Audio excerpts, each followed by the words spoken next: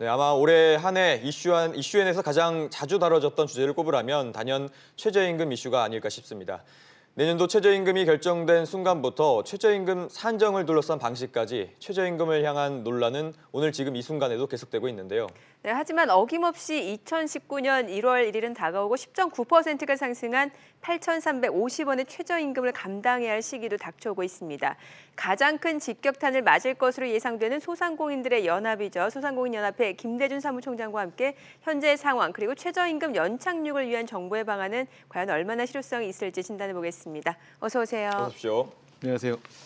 네, 일단은 제가 질문을 첫 번째 드릴 게 올 한 해 10.9%가 오른 최저임금 8,350원 적용이 이제 4일 정도가 남은 그렇죠. 셈이잖아요. 네, 맞습니다. 이제 소상공인들이 과연 8,350원의 최저임금을 줄 준비가 돼 있냐 이런 우려와 궁금증이 드는데 네. 어떻게 좀 보십니까?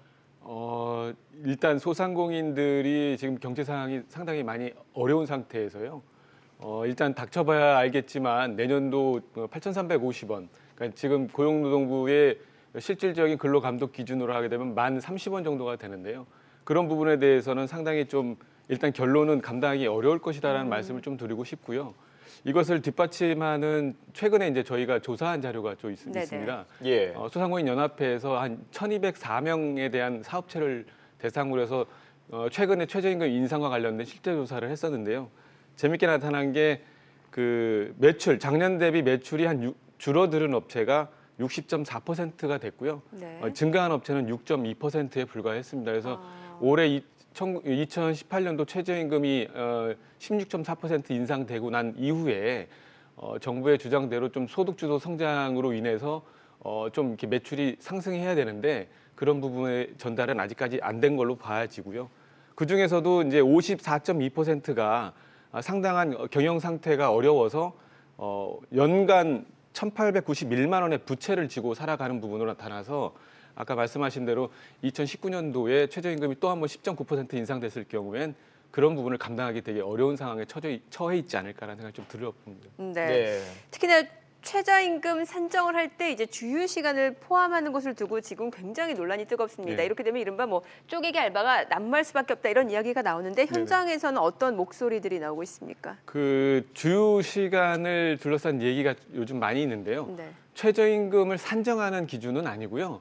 여기 좀 제가 뉴스나 이런 걸 보면 좀 네. 바로잡고 싶더라고요. 네네. 예. 최저임금을 산정하는 기준이 아니고 최저임금의 위반을 따지는 기준을 말하는 겁니다. 위반을 따지는 예, 그래서 기준. 그 부분도 제가 말씀을 예. 드리겠지만 최근에 이제 그런 여러 가지 그 주휴 수당을 피하기 위한 수당으로 해서 뭐 쪼개기 알바가 있다라는 기사도 제가 보긴 했는데 네. 실질적으로 그런 부분이 발생하기도 하는 부분이 있습니다. 근데 그 정도로 그 소상공인들이 그 최저임금 인상 부담을 느끼고 있다라는 반증이기도 하고요.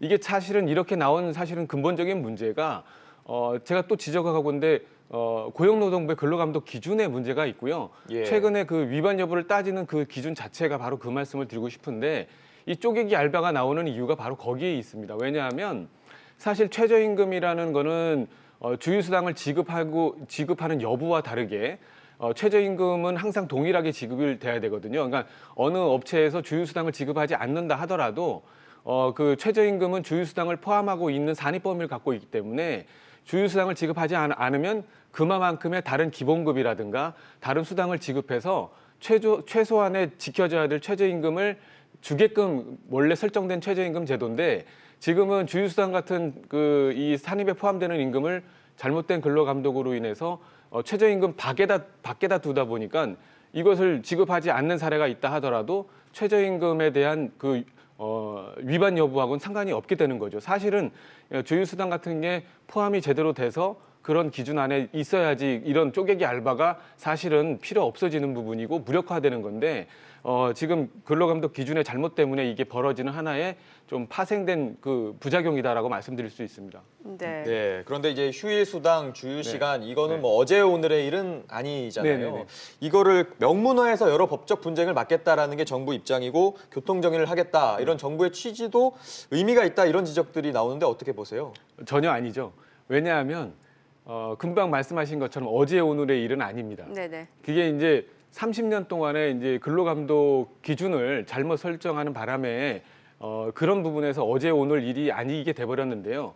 사실 그 최저임금 소상공인 입장에서 몇 년 전까지만 해도 급격한 최저임금 인상이 되기 전까지는 그렇게 그 최저임금 위반 여부가 사회 문제로 일어나지는 않았었습니다. 대부분의 사업장에서 최저임금 이상의 급여를 지급하고 있었는데 그러다 보니까 실질적인 고용노동부의 근로감독 기준, 지금 말씀하시는 주휴 시간에 대한 어떤 기준이 잘못돼도 그 부분이 문제가 된 부분이 없었죠. 예. 표가 안 났던 건데 이게 이제 그 최근에 뭐 30% 이상의 어떤 이런 2년간의 그런 최저임금이 인상이 되면서 위반에 대한 부분이 부상이 된 거죠.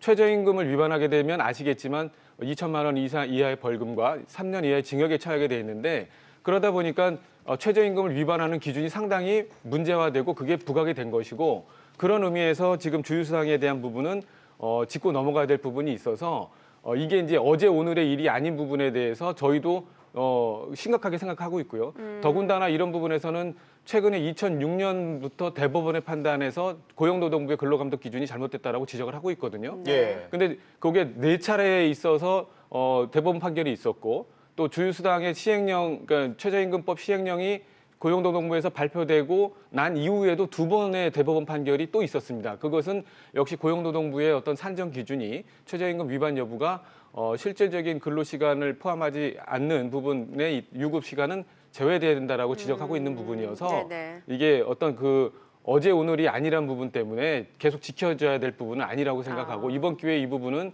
반드시 좀 시정되고 넘어가야 최저임금이 지속적으로 인상하는 부분에서도 도움이 될 거라고 생각하고 있습니다. 네. 예.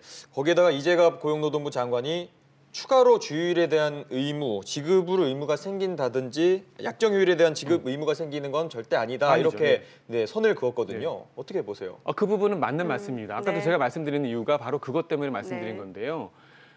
지금 주휴 시간에 대한 부분을 최저임금 산정 기준이 아닌 위반 기준에 넣는 겁니다. 그러니까 최저임금 위반 여부가 달라지기 때문에 최저임금을 지불할 금액이 높아지는 게 아니고요.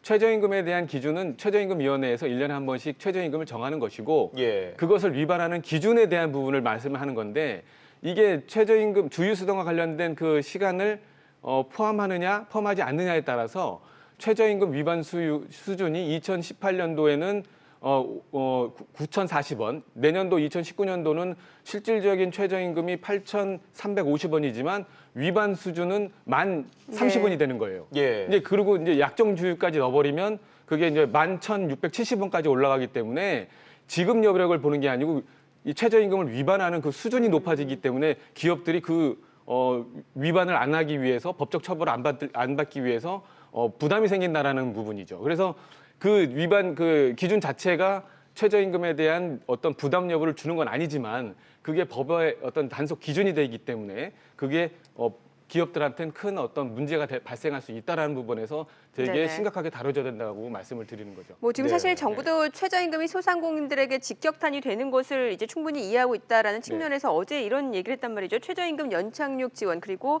제도 개편 방안을 내놨는데 네네. 어떻게 보십니까?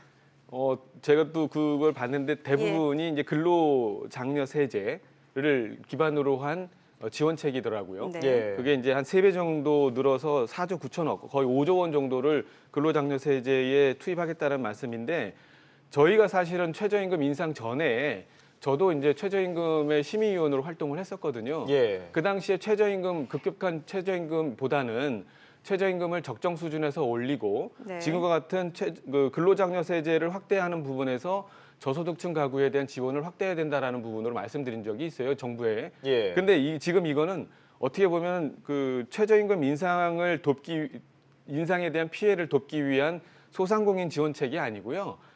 이거는 이제 근로자 가구를 위한 정책입니다. 그러니까 네네.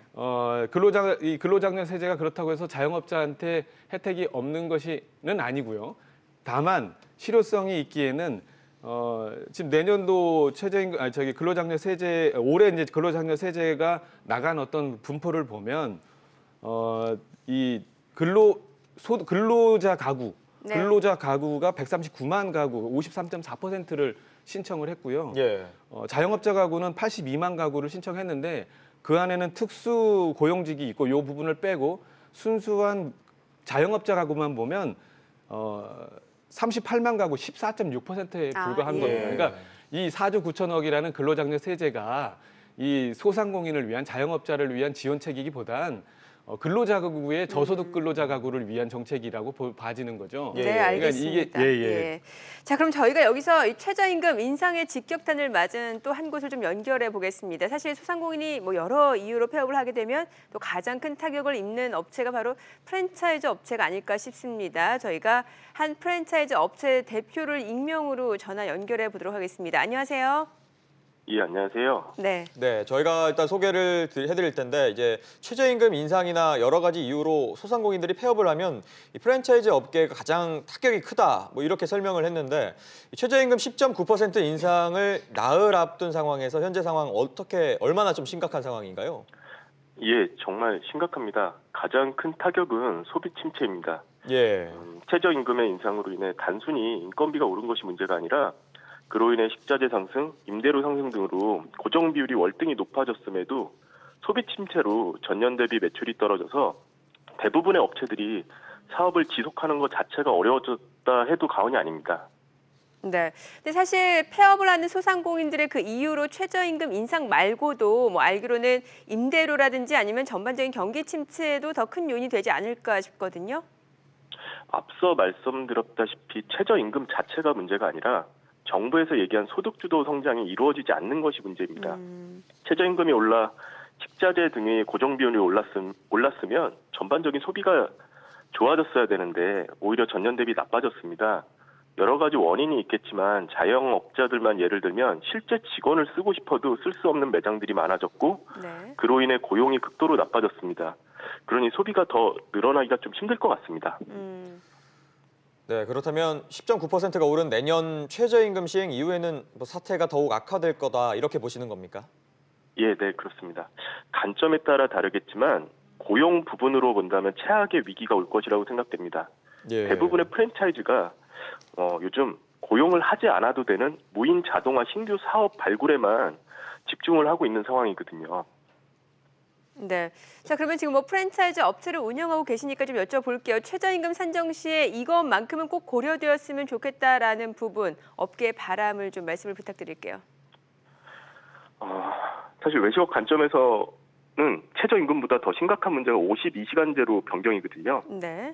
대부분의 외식업 종사자들이 60시간 이상 근무를 하고 있는 현 상황에서 52시간으로 변경이 된다면 최저임금이 오른 상태에서 산술적으로 1.5배의 고용이 이루어져야 되는데 이게 현실적으로 쉽지 않습니다. 아이러니한 거는 이 모든 것이 노동자를 위한 것이라고 하시지만 노동자들은 사실 급여가 지금 줄고 있고요. 물가가 오르는 상황에서 소비 침체가 심각해질 것 같습니다. 그래서 마지막으로 말씀드린다면 정치 논리가 아닌 현장 논리로 영세한 근로자들이 안정적인 삶을 살 수 있도록 정책의 수정을 좀 요구드립니다. 예, 알겠습니다. 오늘 말씀 잘 들었습니다. 예, 감사합니다. 네, 네. 저희가 실제 이제 프랜차이즈 업체를 운영하고 있는 대표를 연결해서 좀 이야기를 들어봤는데 어떻게 보셨습니까? 지금 여러 가지 뭐 내년 상황은 더 안 좋다라고 지금 보고 있다라는 거죠. 네. 그렇기 때문에 지금 올해 2020년 동결이 지금 소상공인 연합회에서는 가장 큰 목표다. 임금 동결 이렇게 저희가 보면 되겠습니까? 임금 동결이 목표일 수는 없고요. 예. 예. 다만 저희가 이제 이번에 최저임금법 시행령 개정이 제대로 되는 부분이 상당히 중요하다고 보거든요. 예. 저희가 이제 최저임금을 동결시켜서 뭐 소상공인에 대한 부담을 줄이는 것보단 저희가 최저임금 제도가 제대로 정착이 돼서 그 지속적인 어떤 목표가 있어야 되거든요. 정책적 목표를 세우고 그 목표를 달성하기 위해서 노사가 합의하는 부분이 필요한데 지금은 제도 자체가 지금 30년 동안에 묵시된 어떤 이런 근로감독 기준의 오류를 수정하지 않고 넘어가려고 하는 부분이 제가 볼 때는 지금 최대의 난제가 아닌가 생각 들고요. 예. 이런 부분이 해소만 된다면 내년도 최저임금 인상에 소상공인들이 보다 더 적극적으로 나서서 현실화된 최저임금을 만들 수 있다고 생각합니다. 그래서 그런 부분에 대해서는 뭐 이렇게 저희가 여기서 뭐 동결이다 몇 % 올린다 이런 부분에 대해서는 조금 말씀드리기가 좀 그렇고요. 구체적으로 네. 어떤 준비하고 계십니까? 어떤 계획이라든지 목표와 관련해서요. 소상공인 연합회 측에서. 예. 지금 저희는 최저임금 제도 정상화를 위해서 사실 지역 별, 영업 그다음에 업종별 이런 차등화된 제도를 좀 구체적으로 실현하는 부분을 하고 있고요. 또 이제 소상공인 기본법을 통해서 여러 가지 어떤 세세한 하나하나의 어떤 정책도 중요하지만 전반적인 소상공인들에 대한 자영업자에 대한 기본법을 구성을 해서 그들의 경쟁력을 만들어주는 게 앞으로 어떤 이런 인건비 지급에 대한 부담을 체력을 보강하면서 같이 노사가 상생하는 방향으로 나가지 않을까라는 준비를 좀 하고 있습니다. 네, 알겠습니다. 오늘 최저임금 산정 이슈와 관련해서 김대준 사무총장과 이야기 나눠봤습니다. 잘 들었습니다.